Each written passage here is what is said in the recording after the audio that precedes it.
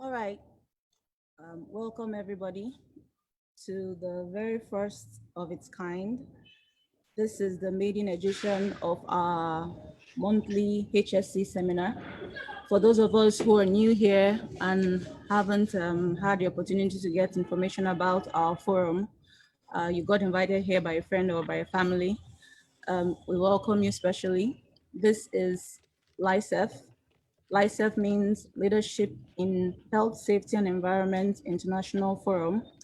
And we started this forum because we felt that there was a need to bring our country and our homes up to standard.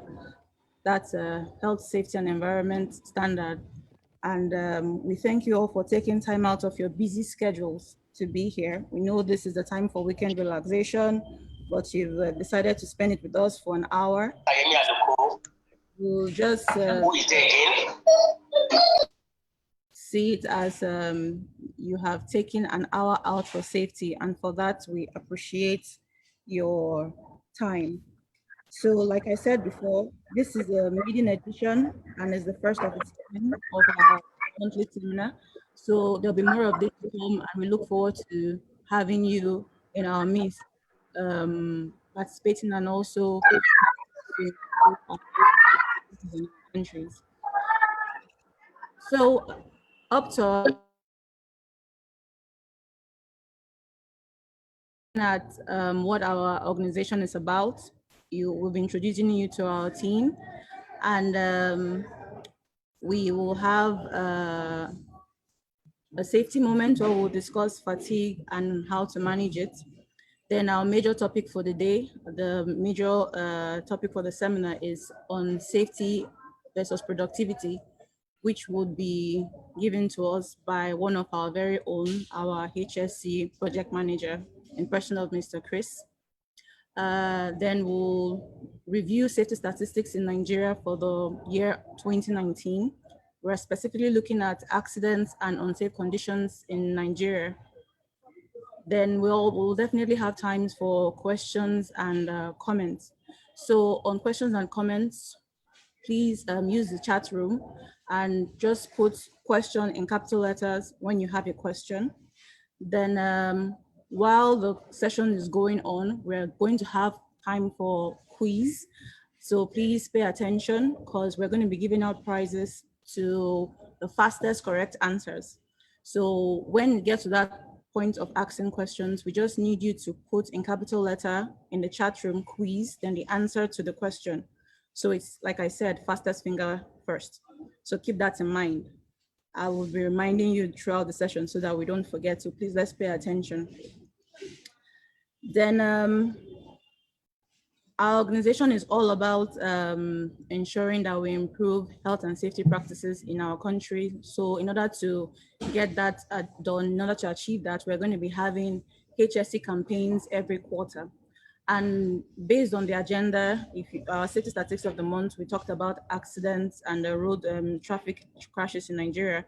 So we decided that for the last quarter of 2020, we want to look at improving the road use in the country. So that's our HSE campaign for the next 3 months. Then finally, our able president is going to sign us off with a closing remark. So enjoy the next 1 hour with us. Like I said, I was at the first of our agenda, we're introducing you to our leadership team. Here we have a whole lot of like-minded people who decided to come together to improve our personal lives and our country as a whole. And I would have loved to, the opportunity for everybody to introduce themselves one-on-one so that we get to know them. But we won't have much time for that. So if you want to know who is in our leadership team, you want to get the names or you want to communicate with them, please go to our website, and that's at leadershipinhsc.org. The information is available at on the invitation we sent you as well. You can go on our website and you can see our leadership team. So on our mission and vision, What are we all about? What is our raison d'etre? What is our reason for being? Our vision is to make leadership, health, safety, and environmental activities as indispensable necessity in human existence. Simple and concise, but it carries a lot of weight. And that's why we have like-minded individuals who are helping us on this clarion call. What our mission is to involve and engage highly enthusiastic, selfless, and professional personalities through methodological research approaches to effect all HSE and leadership set goals.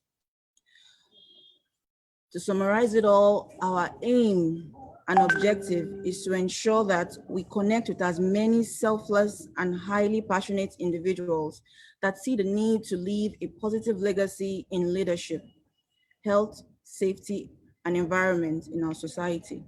So that's why we put this invitation out to everybody. If you look at our flyers, we said everybody, children, professionals, non-professionals are invited because safety is for everybody. That's why if our slogan says leading for legacy, because our plan is to ensure that we maintain and take care of our today so that tomorrow will be good for our children. So now we're going to get on our safety moment. For those of us who are familiar with safety meetings, we know that we always take time out for safety to pick something new. And here we're going to be looking at fatigue management. Being in Nigeria with the coronavirus and financial issues and economic issues, social issues, we found ourselves getting stressed out, and this stress has led to fatigue. And fatigue is usually defined as an overall feeling of tiredness, lack of energy, which I am sure every single person on this forum, be you child or adult, has experienced at one time in your life. So it's similar to feeling drowsy or sleepy, but what we should remember is that fatigue is not a sickness itself. It's usually a symptom of a disease or a condition. So what we're going to do is that we're going to quickly run through a 3-minute video that can just help you summarize what fatigue is all about and what we can do to ensure that we keep ourselves safe and healthy from it.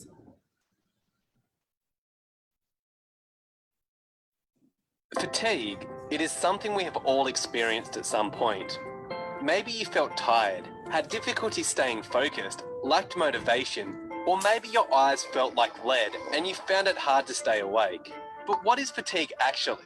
There are many definitions, but if we really want to understand fatigue, we must differentiate between two existing types: physical fatigue and mental fatigue. With physical fatigue, your muscles feel worn down and hard to operate, while mental fatigue affects your cognitive functions. There are two types of fatigue. The two types of fatigue have different causes and must be treated accordingly.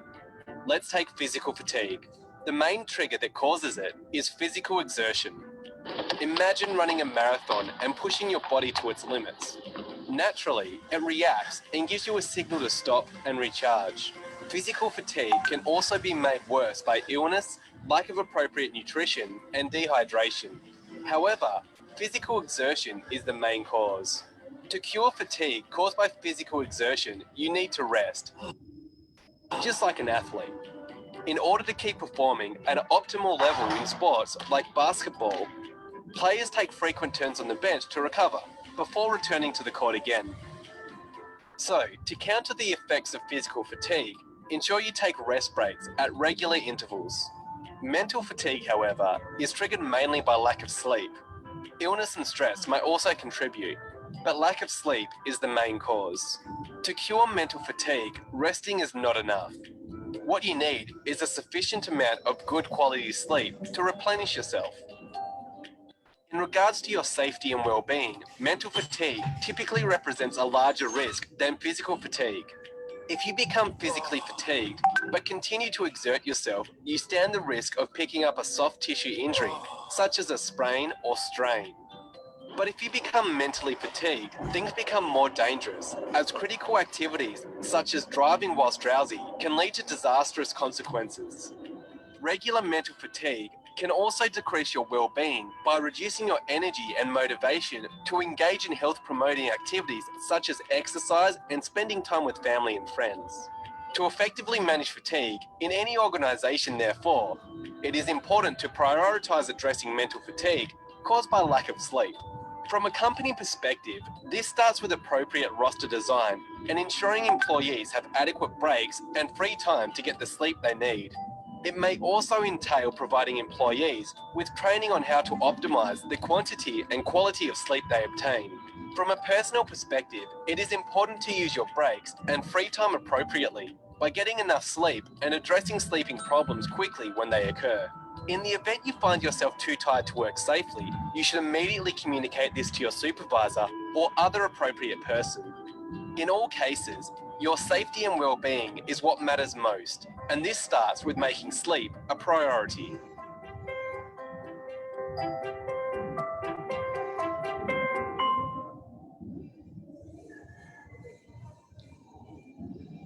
All right, question time. For those of us who were listening and watching that video, the question that we have is, what are the two types of fatigue? Just put your answers in the chat room. Remember, just write quiz, then put your answers so that we will be able to identify that it's the answer to the quiz. Then if you have any questions while the seminar is going on, just write questions, then put your question and we'll get to it. Next on our agenda is the major topic for the day, safety versus productivity. It's by one of our very own, the HSC, the HSE project manager of LiHSEIF, and he's a seasoned veteran when it comes to HSE. He has been doing this for a very long time. He has over 14 years experience working in the HSE department, and he has done several projects with SMEs, and he's currently a freelance educator. He teaches oil and gas NIBOSH to HSE individuals. So when we're trying to ensure that we're giving you the best, so let's ensure that we have our ears open, because as usual, we're going to have questions throughout this session. And remember, there are prizes to be won. So, Mr. Kristen. Hi. Thank you, Deborah. Today's meeting. My name is Kristen Shamoge. I'm going to be taking us through this technical paper. I'm a member of IOS, a technical member, and also a member of ISPON. So, what we have before us is safety versus productivity. Please, I would advise that viewers' discretion is advised, as we'll be seeing some evidences that may not be good for some viewers. All right. So be that as it may, I'm starting off right now. Yeah. Occupational health and safety versus productivity. What is the evidence? An overview of what we have. We'll be looking at introduction. We'll also be looking at evidence from two major incidents that changed the world in terms of safety. Some evidence in Nigeria, other evidences. We are looking at mental well-being. We'll look at way out on the imbalance. What's the way out? Looking at where we ought to be and where we are now. 2 minutes video, we'll be looking at that. We'll look at what we expect from government and private organizations, their leadership. We're looking at the ice cream model. We're looking at how to know if a company or organization is what practicing health and safety, even if they say they do it with their policies being displayed, but we want to find out when we go to ask some questions. So we'll also be looking at risk perception. How do we perceive risk as children, as adults, as individual, as an organization? We'll be looking at a quiz on that. We will conclude and look at a quote, and then it will be time for question and answer. Sit back, hold tight, and pay attention, because we'll be asking questions that will earn us some reward if we get them correctly. So this is my introduction. Permit me to speak to us in pictures. When safety is put in the integral part of every productivity, it brings about a safe place, a safe person, it brings about professionalism, and at the end, ultimately, it brings about good return on investment. That's why you're seeing this dollar sign here. All right. Now, my argument from our overview, I told you I'm looking at two major incidents. The first one is the Piper Alpha, where 168 lives were lost in 2 hours, where 61 survivors who jumped from the heli deck. When all safety protocol failed, they had to take their life in their hands. Now, what this is saying is that when productivity is not equals to safety, the big picture is disaster. By the way, this is the remains of what we found happening with the Piper Alpha incident. You know, Piper Alpha incident, this was the remain of what was left there. So when you tell safety goodbye, wait for something that could be disastrous. Now, another major incident is the BP MACONDO prospects. All right. The incident happened in 2010, and we had 87 days of oil spill, and it cost BP so far. Last time I checked, it has cost them about 64 billion US dollars, and they are still paying. They have a 15-year window to pay. They are selling their assets now to pay, and they are still paying. As the last time I checked, they had paid that amount, and what led to this was that just an additional cost of tools, which amounted to like 2 million US dollars. It was kicked out. No, that's expensive. Oh, no, there's a saying that say if you think safety is expensive, try accident. This is the same thing that happened with the BP. 11 fatalities and 16 injuries were recorded. Now, what about in Nigeria? Look at the Otedola bridge incident. What happened? The truck was ascending that bridge and it started rolling back because it had a brake failure. Simple checklist would have helped out with this thing if they had ensured that before that truck loaded at the loading bay at the depot, if you don't meet the criteria, if your truck doesn't pass the check, then they'll turn the truck back. But the truck was loaded, and at the end of the day, cars were lost, properties were damaged. It cost the government a lot to fix things. What about what happened just recently? Wednesday here, that was like 3 days ago on Wednesday in Lokoja, same tanker incident. All right, and we had about 23 persons died. A family of 5, father, mother, and 3 children, all were gone. Polytechnic students were gone. 7 school children, and a lot of buildings were raised down, cars were raised down. All right, and that is what we're talking about. If you think safety is expensive, try accident. And there was one revealing and shocking revelation about this incident. They said this same tanker incident started happening since 2011, and with the exception of 2016, 2011 it happened, 2012 it happened, 13 it happened, 14 it happened, 15 it happened, 17, 18, 19, and it also happened now. all these years were enough time warning, and nothing was done about it. And they said tankers driver, they formed the habit of, turning off their engine while they are descending that hill. And they also attributed the cause of this incident to the bad road, the federal highway around that area. If you think you want to kiss safety goodbye, then prepare for the inevitable. Oh, it was painful that lives were lost, and that's the price we have to pay. This also happened in Lagos last year around November. Several workplace fatalities.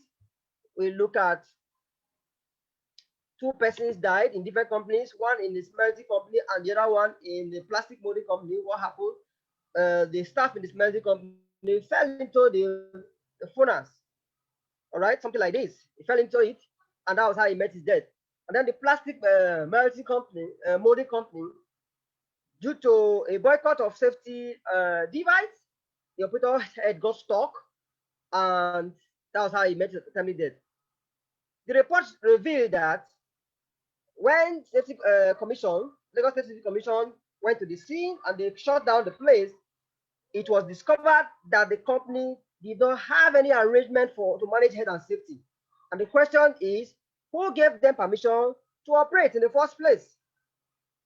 You have this kind of hazardous work you carrying out on a daily basis, and you don't have any arrangement to plan for health and safety in the workplace. You don't consider your staff, then something is happening with our system. Death trap is also site. This is a failed scaffold, as it were.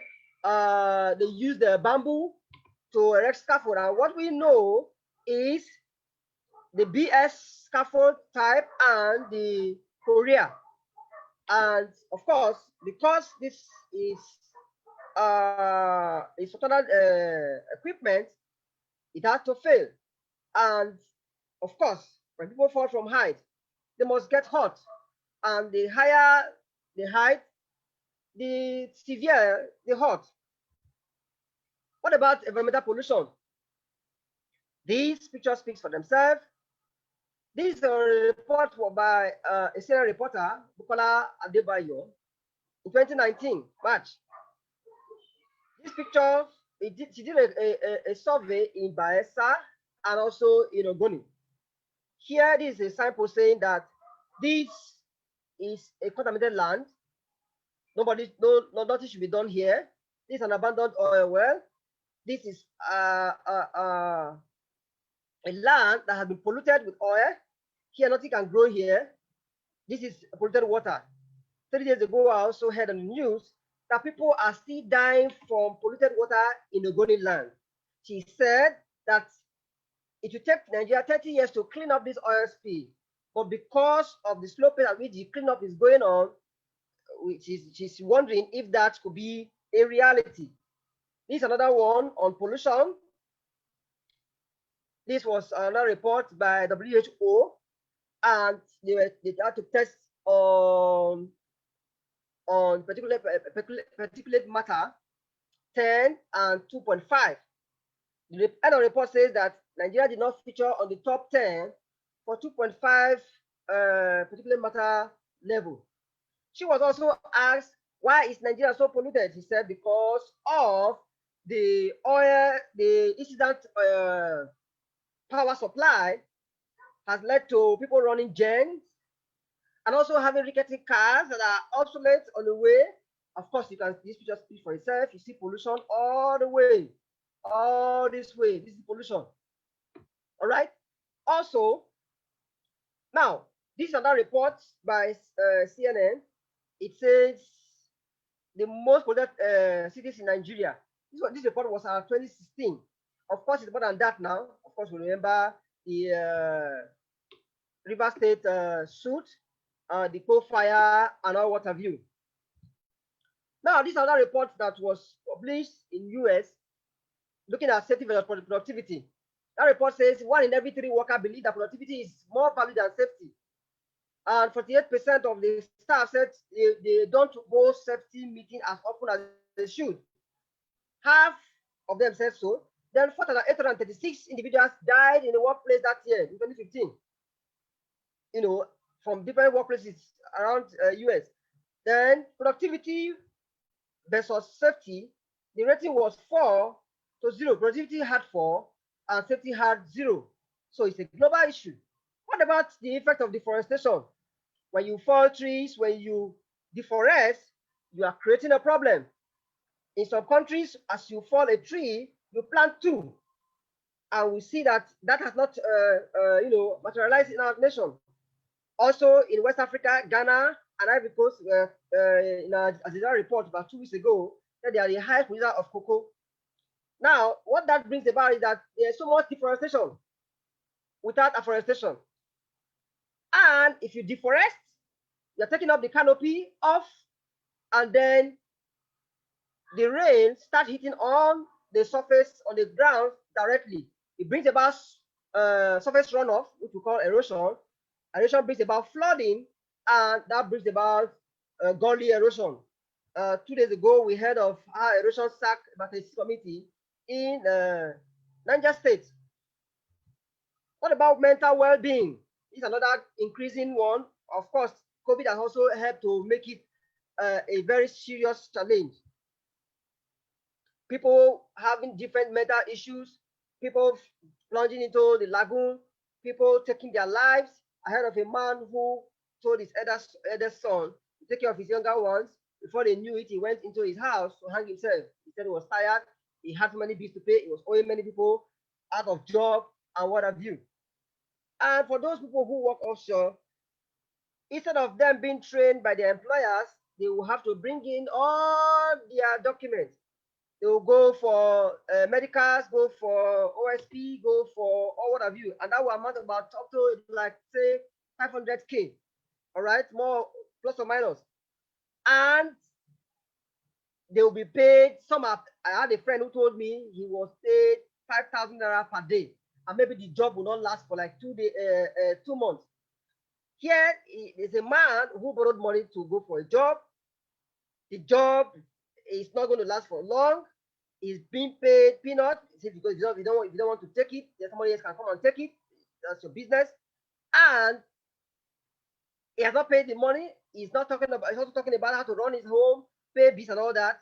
This brings about tension, brings about stress, and brings about mental issues. All right. Now, these are statistics from UK. Of course, we don't have, so we can't plan. We don't even know how many people are on the street with mental cases. Why? Because we don't have statistics. We're trying to do something about it, but until we start doing it, we can't plan effectively. Now, this is what mental illness does to your performances. Bring about declaration, inability to concentrate, lost time for general public and hospital appointments, inability to continue with current duties, constraint on the type of work they can do. In some cases, a higher risk of accident to themselves and others. Irregular absence, absenteeism from work, which could lead to longer term absence. What is the way out from this imbalance? Taking at where we are and where we ought to be. Let's watch this 2 minutes video to help us to understand what we should do.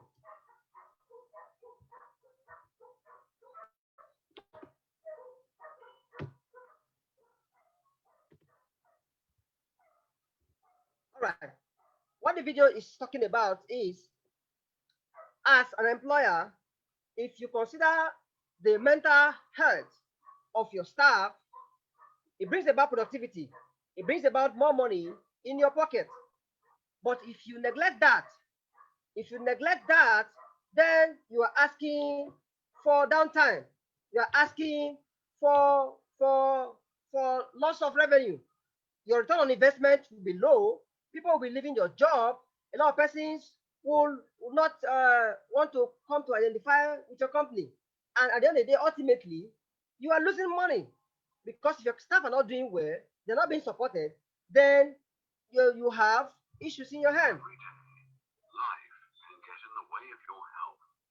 How are you helping your employees improve their mental and physical well-being? Maybe you think it's not your responsibility. However, your business could end up bearing the consequences.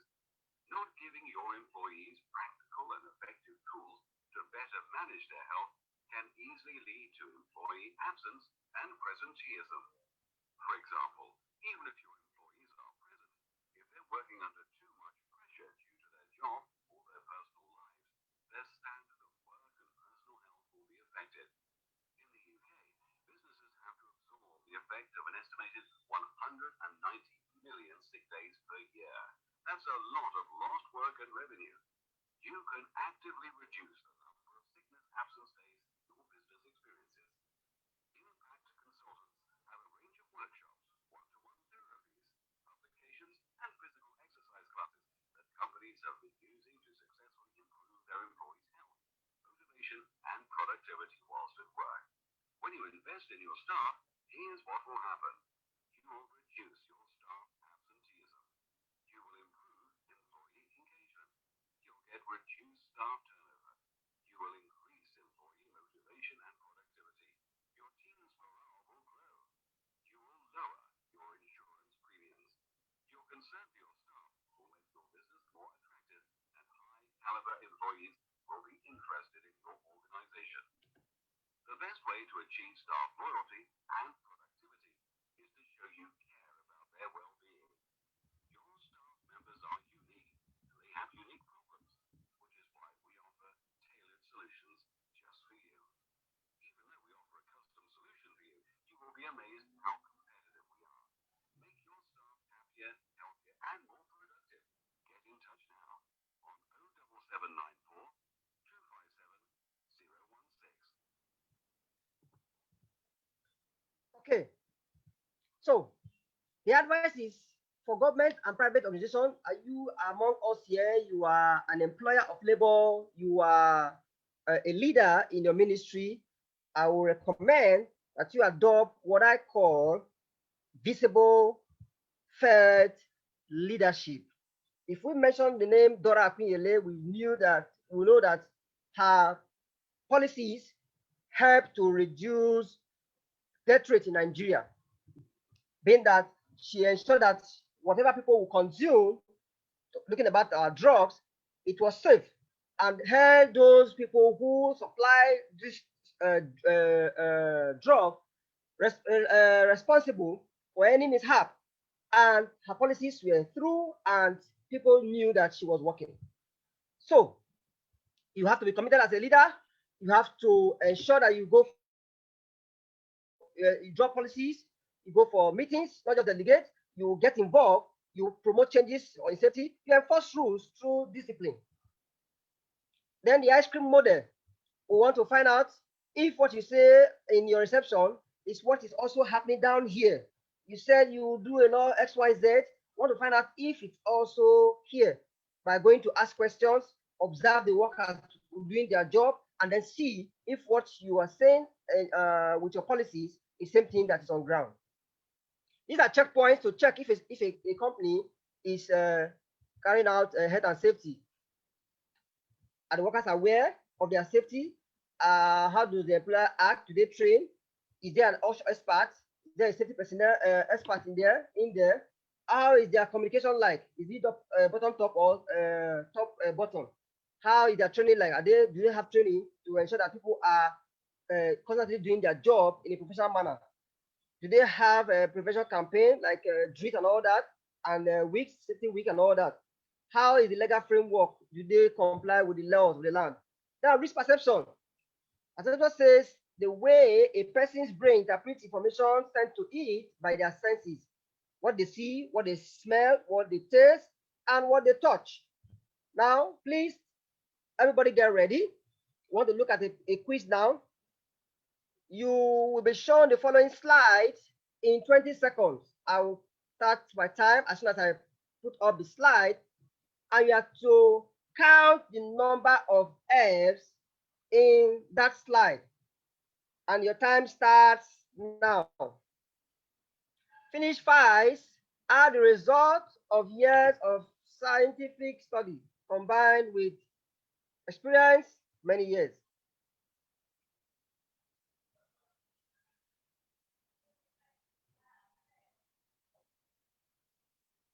All right. I'll give that answer in the next couple of slides. Now, the factors that affect your perception are inactivity, stress, fatigue, drug and alcohol, previous experience, training, education, use of PPE in the workplace.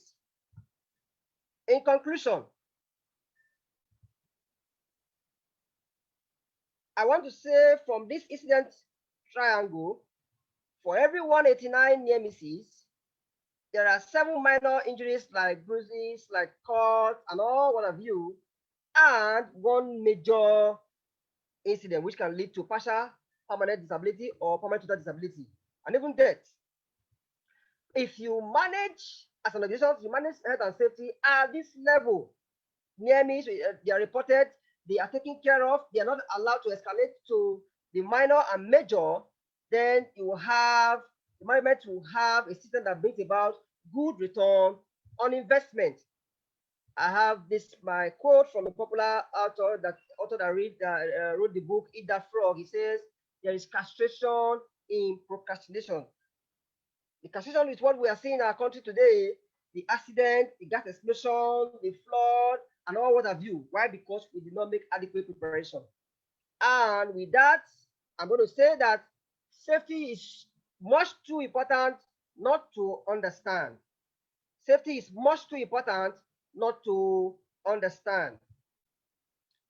And the question from the incident triangle, how many near misses did that slide record? How many near misses did we record in that slide? Please type your answer in the chat room. Thank you for listening. I'm open for questions and comments.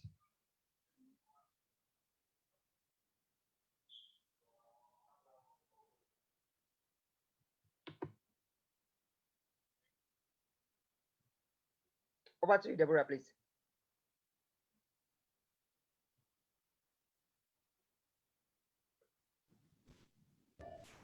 Thank you so much, Mr. Chris. That was very, very insightful. I believe we've all picked 1 or 2 things from what has been discussed. He had taken his time to give us a very concise look into what safety versus productivity is and why you have a lot of companies really jumping on the safety bandwagon and preaching safety first. So if we have any questions, please just put it in the chat room and we'll try and accommodate them. While we're waiting for the questions to come in, we'd like to move to the next thing on the agenda. Our safety statistics, like I said in the beginning, we're going to be looking at accidents and road traffic accidents in Nigeria for the year 2019. We're not looking at 2020 because information is still being collated by the relevant agencies. So we'll be reviewing that sometime in 2021. So we have discussed safety, we have discussed its effect on productivity, and we've also discussed byproducts from some unsafe acts, that's fatigue, which we've already talked about, and how to manage it. So like Mr. Chris stressed, we're preaching that people need to be more safety conscious, and reviewing the statistics, you will understand the reason why. Now we want to show you the evidence of not working safely. We want to show you the evidence of unsafe acts and unsafe conditions. So in 2019, the FRC and the National Bureau of Statistics came together and they put together the statistics of road traffic accidents that we've had in the whole Nigeria. And they did it so well that they also broke it down to states and the type of vehicles that were involved. So this analysis that we're going to go through, like I said, it was supplied by the FRSC and also validated and verified by the National Bureau of Statistics. Now we're looking at the safety analysis of road traffic crashes in 2019 in our country. What happens when we decide to put safety to the side and decide that we want to just get things done? Abuja recorded the highest number of cases. They had 1,181 cases in 2019. And Kaduna, which is surprising, had the highest cases of people involved. 7,669 people were involved one way or the other. Out of that number, we had 484 people that died. So if you go down, you look at Lagos circled in green, you will think that Lagos being the commercial center with all the vehicles we have will probably be on the high side in this analysis. But we want to believe that based on the fact that we are in the forefront of commercialization and development in Nigeria, so it's possibly one of the reasons why we have better roads and better traffic organization, that we see that our cases were only 3,895 for the year 2019. But bear in mind, people still lost their lives. 117 of them lost their lives in 2019. So you ask yourself, coronavirus is here, we have Lassa fever outbreak, we have several outbreaks in the world. But you see the total casualty in Nigeria for road traffic accidents alone, and you understand why we have decided that this is a serious case that needs to be addressed. So here we see further breakdown of the statistics. We're looking at the vehicles involved. So when you hear road traffic accident, the first thing that comes to your mind would be, oh, it's a car, it's a jeep, it's a truck, it might be a trailer or a tanker. But you don't expect to see things like bicycles in the statistics. Looking at the statistics here, you see 32 bicycles were involved in 2019 in one or a crash or the other. Either they got in contact with a car or it was a bicycle to bicycle crash. It's not clearly stated, but we understand that we are seeing here that any locomotive or a motor vehicle can get into any form of accident. And the total of 17,500 vehicles were involved in accidents in 2019. If you look up on this analysis, we had driver's license that were issued out in 2019. It means that the government confirmed that we had over close to 800 people who were certified fit to hold a license. And at the end of the day, we had 17,500 vehicles that were involved in crashes. Let's keep that in mind. On this slide, we're now looking at the causative factors, which is usually what is important to safety professionals. We want to know the root cause of any incident or accident, because that is the only way you'll be able to find solutions. So we have an array of them. If you look at the far right, you have fatigue, which we've already discussed, given 125 incidents. Then we have sleeping on the steering wheel, which is a byproduct from fatigue, contributing 79 of those crashes. Then the icing on the cake was for speed violation, 5,342 cases of speed violations in 2019. People are not taking their time. People are in constant competition with themselves to overtake or to get somewhere quicker than expected. We need to understand the importance of all these statistics. It's not just a show and tell or not plain numbers. These numbers means that we had a total of 11,151 crashes in 2019 caused by all these causative factors, 11,151 of them. And if we had only taken the time out for safety, we would have been able to avoid 5,483 people from being killed. or a total casualty of 41,464 people. So let's understand that this is a very, very, very important issue. Looking at the trends from 2013, we asked ourselves, okay, how has it been in the past? Are we doing better or are we doing worse? This trend shows how we fared since 2013 to 2019. 2013 was a very poor year, recorded about over 13,000 crashes, and they decided that, okay, they need to put the correct measures in place, and we saw a decline. Something good was happening because there was a decline from 2013 to 2014, 2015, there was a decline, 2016, there was a decline, 2017, there was a slight decline. But from 2017, we have now seen an increase.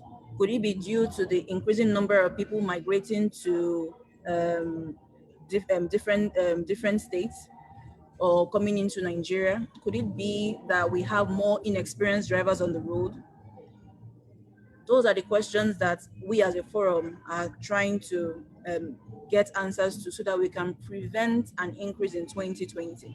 The difference between 2018 and 2019 is close to 2,000 crashes addition. We had 9,741 crashes in 2018 and in 11,072 in 2019, of which, like I already mentioned, we recorded over 5,000 deaths.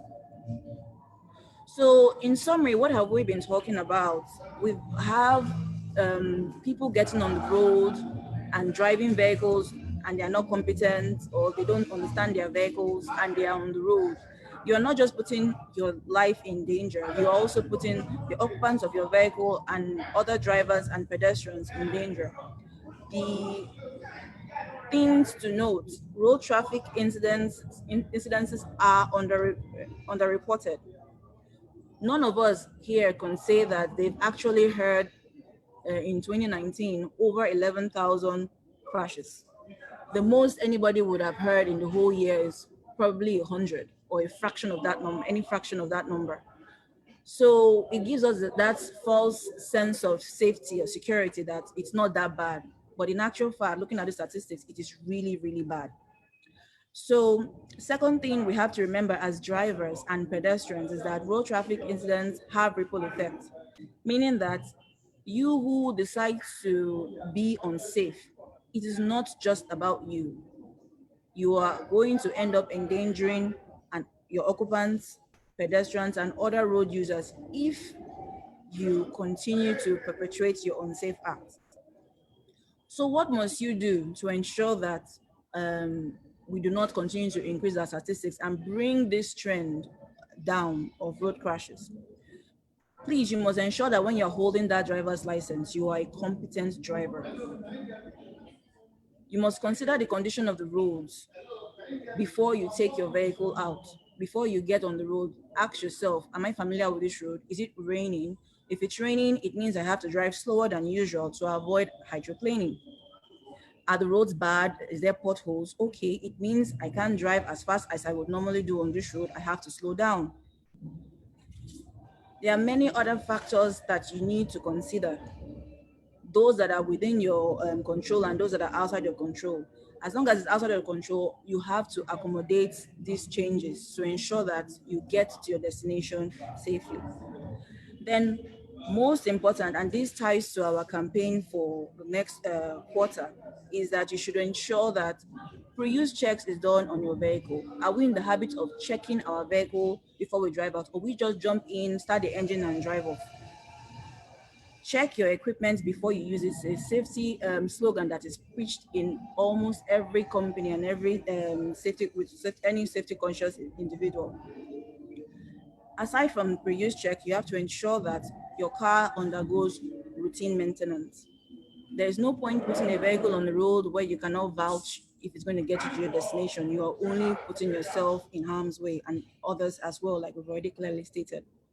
So I hope that this will inspire a sense of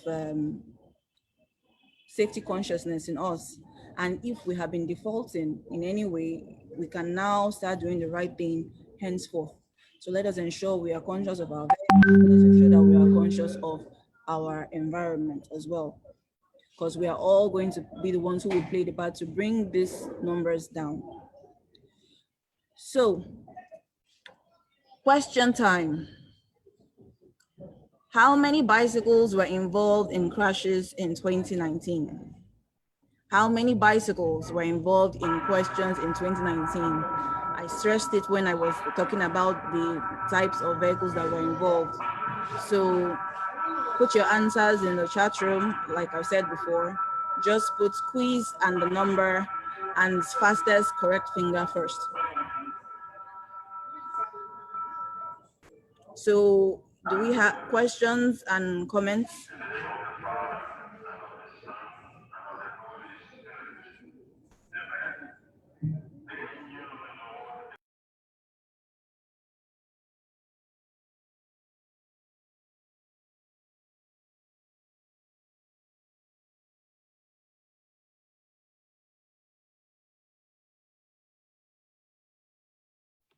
There is a question that how can this group be of support with respect to OSP cleaning that is effective in Ogoni land?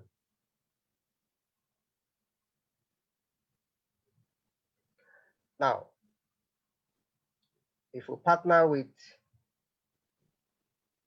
agencies that are responsible and also, through those agencies, we communicate to the government the reality on ground, having them to have people who come to inspect, to check, to ensure that what they are rolling out there in the federal capital is actually being effective here.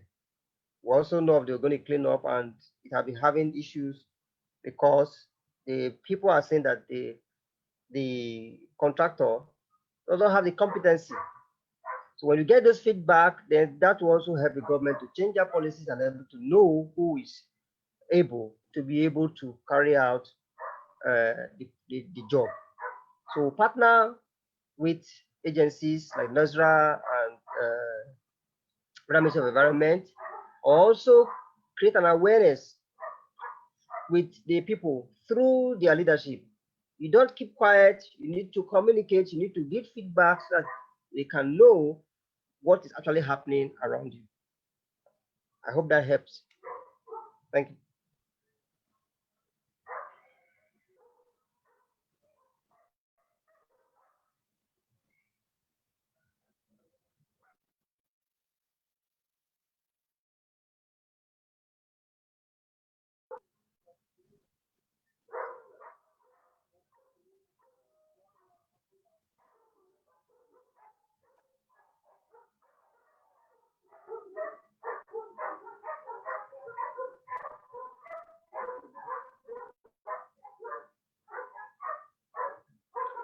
There's another question that says, what do you do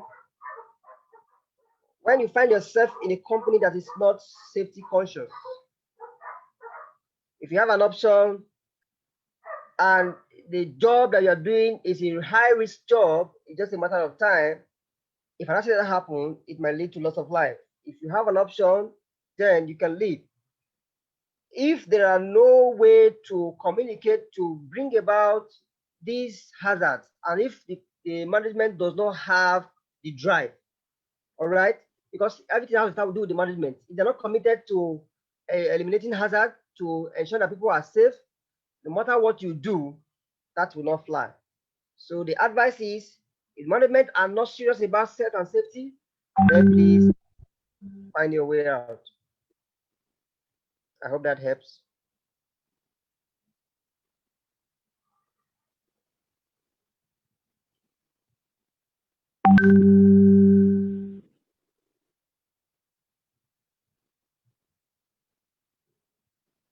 Yeah, Mr. Faith, are you there?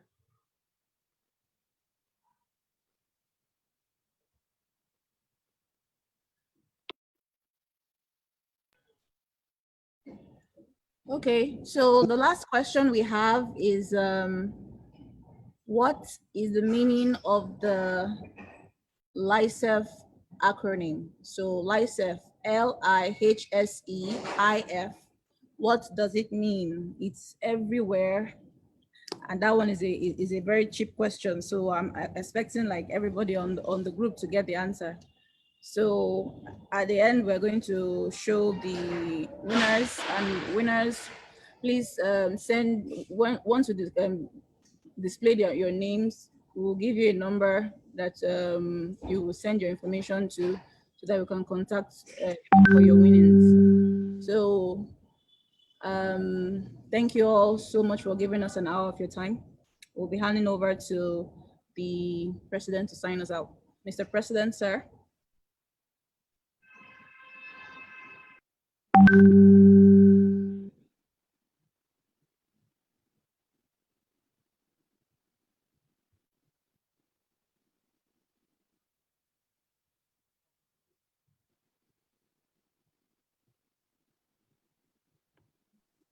VP admin, unmute yourself, please. Okay. Yes. Thank you once again. Let me thank Deborah and Chris for the concise and insightful, thrilling performance. So my applaud to you guys. You did very well. No, we've actually taken a whole lot of your time, and we appreciate you for the time you've actually made yourself available. So on behalf of the LiHSEIF management team, we would want to thank each and every one of you for making out time from your busy schedule to be part of this seminar, which is our first HSE maiden edition. I am optimistic that you all had value for your time. I believe I did had value for my time, and I believe you had value for your time as well.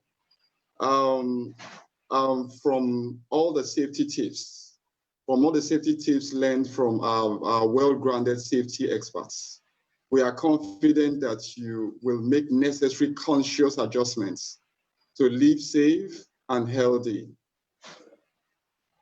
We look forward to your participation in our next edition for a more interesting and impactful event.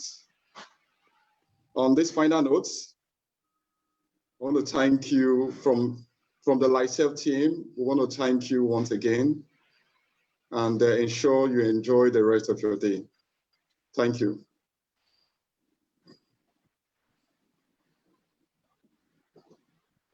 And bye for now. Good afternoon, all. It's now time for us to know our winners. Our winners need to be known. Thank you for participating. The first question we had was, what are the types of fatigue mentioned in the video? A, stress and dizziness. B, emotional and moral. C, physical and mental. And D, active and inactive. It's good for us to inform you from the control room here. There we have Mrs. Rosemary Osayon D. He got the answer at 11:17 a.m. Mrs. Rosemary, please send your number to 080-6760-5221. I repeat, 080-60-67-5221. Thank you. The quiz number 2 was, how many F's can you count in 20 seconds? Unfortunately, nobody was able to get this, but you can use this option now. If you're fast, you can definitely take advantage of this. How many F's can you count in 20 seconds? Are we able to count? 9, B, 3, C, 12, and D, 6. For now, there is no winner. Look at it, you can count. This is the answer, you've gotten it right. The next question is, how many near misses are in the incident triangle? How many near misses are in the incident triangle? A, 197, B, 57, C, 189, D, 264. Let's see the answer and the winner. The answer is 189 near misses. Mr. Caleb Bayagbon at 11:42 a.m. 1 days. Congratulations. You send your number to 080-6760-5221. 080-6760-5221. Thank you. We're going to quiz number 4. How many bicycles were involved in 2019 safety statistics on road traffic crash? How many bicycles were involved on the statistics? We have A, 42, B, 613, C, 36, D, 32.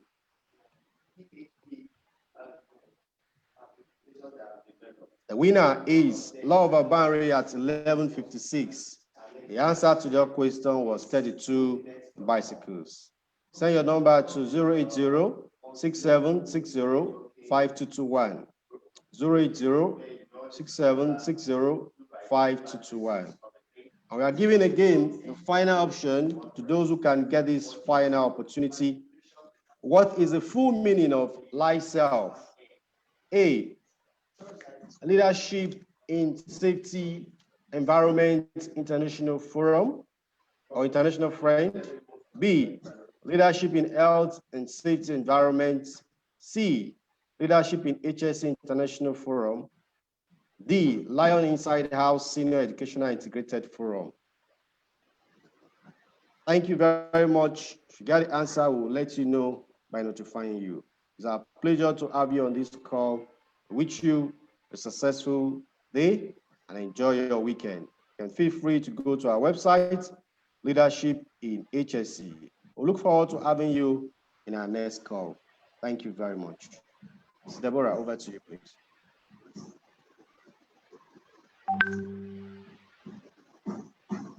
Okay, we want to thank you all again for being here.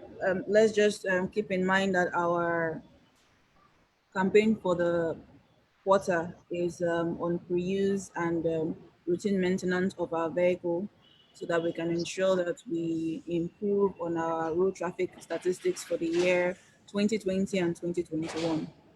Thank you all again for being here, and we look forward to seeing you joining the group. Our forum is Leadership in HSE, and you can join by going to our website or contacting the person who invited you for this group for this seminar, and we'll be very happy to have you join our team. Once again, thank you all for being here, and we hope to see you next time. Thank you. Bye.